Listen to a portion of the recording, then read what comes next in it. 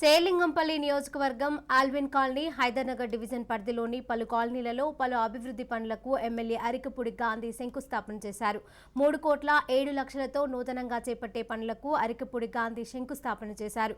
ఈ సందర్భంగా తెలంగాణ రాష్ట్రం ఏర్పడిన తర్వాత సీఎం కేసీఆర్ సారథ్యంలో సంక్షేమ పాలన అందిస్తున్నామని అరికపూడి గాంధీ తెలిపారు. మంత్రి కేటీఆర్ సహకారంతో డివిజన్లో దాదాపు 90% పనులు పూర్తి చేశామన్నారు.